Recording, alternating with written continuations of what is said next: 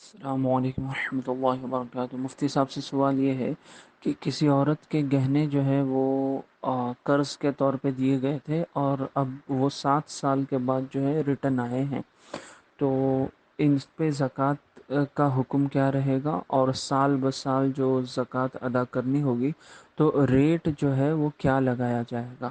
جو 7 سال پہلے ریٹ تھا وہ رہے گا پہلے سال کے لیے، پھر دوسرے سال کے لیے پہلے کا ریٹ رہے گا، یا سب 7 سال کے لیے آج کا کرنٹ ریٹ رہے گا گولڈ کا؟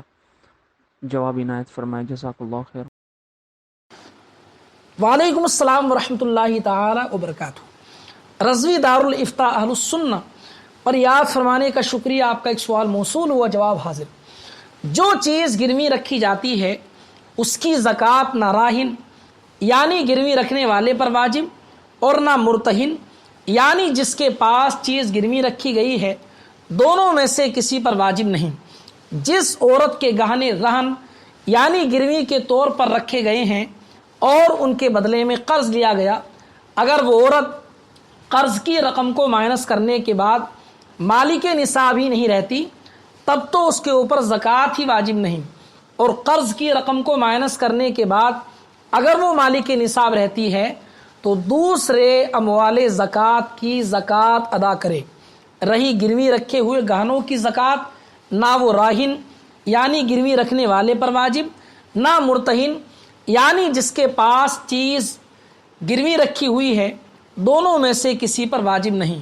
اب جس کے پاس مال وہ چیز گروی رکھی ہوئی ہے، جس کو شریعت میں مرتہن کہتے ہیں، اس کے اوپر زکوٰۃ واجب کیوں نہیں؟ اور جس نے گروی رکھا جس کو شریعت میں راہن کہتے ہیں، اس کے اوپر واجب کیوں نہیں؟ دونوں میں سے کسی پر واجب کیوں نہیں؟ تو فتاوی شامی وغیرہ میں اس کی وجہ یہ تحریر کی گئی ہے کہ مرتہن تو مالک ہی نہیں، یعنی جس کے پاس چیز گروی رکھی گئی وہ تو مالک ہی نہیں، اور راہن یعنی جس نے گروی رکھا، گروی رکھنے والا، راہن کی ملک کامل نہیں، یعنی راہن کا قبضہ تام نہیں، مکمل نہیں۔ اور زکوٰۃ واجب ہونے کے لیے ملکیت کا کامل ہونا اور اس مال کا مالک ہونا بھی ضروری ہے، اور رہن یعنی وہ چیز جس کو گروی رکھا گیا اس کو چھڑانے کے بعد بھی ان برسوں کی زکوٰۃ واجب نہیں۔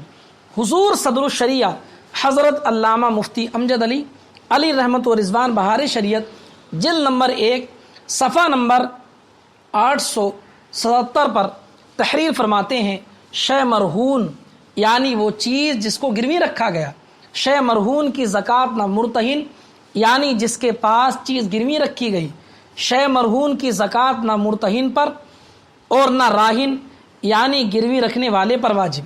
مرتہن تو مالک ہی نہیں اور راہن کی ملک تام نہیں کہ اس کے قبضے میں نہیں، اور بعد رہن چھڑانے کے بھی ان برسوں کی زکوٰۃ واجب نہیں۔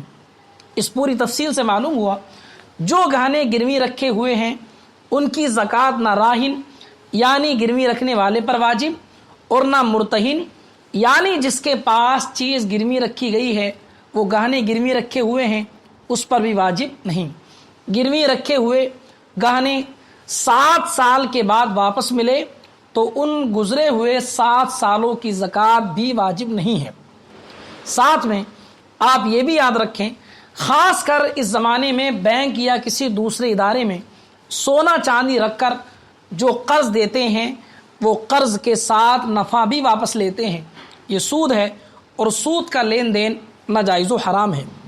اللہ رب العزت کا ارشاد گرامی ہے، احل اللہ البیع وحرم الربا، یعنی اللہ نے حلال کیا بیع اور حرام کیا سود۔ اللہ رب العزت نے بیع کو حلال فرمایا اور سود کو حرام فرمایا۔ اور مسلم شریف کی حدیث نمبر 4093 رسول پاک علیہ السلام نے سود دینے والے، لینے والے، اس کے کاغذات تیار کرنے والے اور اس کے گواہوں پر لعنت فرمائی، اور ارشاد فرمایا کہ وہ سب گناہ میں برابر ہیں۔ لہٰذا اس طرح سونا گروی رکھنا کہ قرض کے ساتھ نفع بھی دینا پڑے، مذہب اسلام میں اس کی اجازت نہیں ہے۔ اللہ رب العزت ہم سب کو رزق حلال اور صدق مقال کی توفیق عطا فرمائے، آمین یا رب العالمین۔